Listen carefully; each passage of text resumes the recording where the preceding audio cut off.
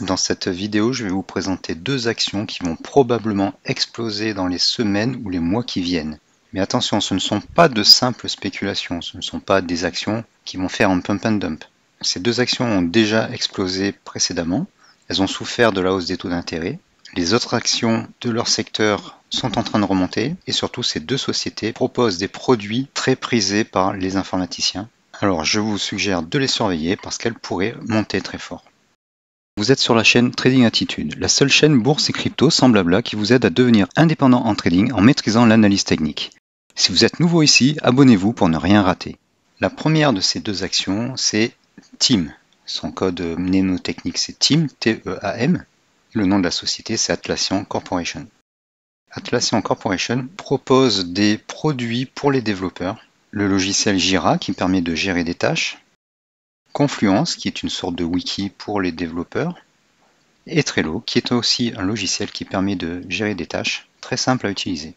Ces produits, surtout Jira et Confluence, sont des outils incontournables pour tous les développeurs du monde. L'action est passée d'environ 28 à 453 et donc a fait un 1587%. Elle a souffert des taux d'intérêt et semble vouloir repartir à la hausse, comme beaucoup d'actions du secteur IT. Alors pour l'instant, le FTable est négatif, il est dans une safe zone très timide, et il est encore faible, il est à moins 0,2, ce qui est faible, mais on voit que les cours ont plutôt tendance à vouloir remonter.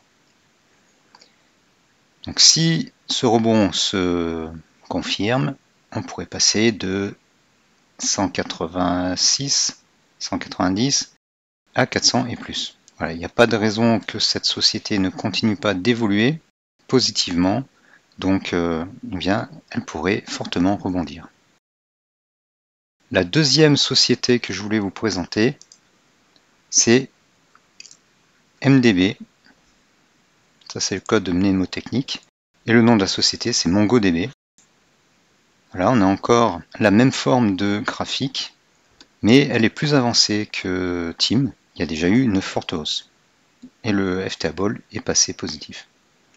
Cette société vend des bases de données. Si on va sur leur site, elle propose des bases de données, des serveurs d'entreprise et même du cloud. En fait, MongoDB est une base de données très connue par les développeurs. C'est une base qu'on dit NoSQL. Il y a un équivalent de société qui est cotée en bourse et qui vend des bases de données depuis très longtemps. Ça s'appelle Oracle. Oracle propose bien plus de produits, mais elle est surtout connue comme société pour vendre des bases de données. Aujourd'hui, elle fait du big data, du cloud et plein de choses, mais elle est surtout connue pour les bases de données Oracle qui sont des bases SQL. Les bases NoSQL comme MongoDB, il y en a plusieurs, il y en a d'autres, ce sont des bases qui stockent des données non structurées, contrairement au SQL. Et c'est très en vogue actuellement.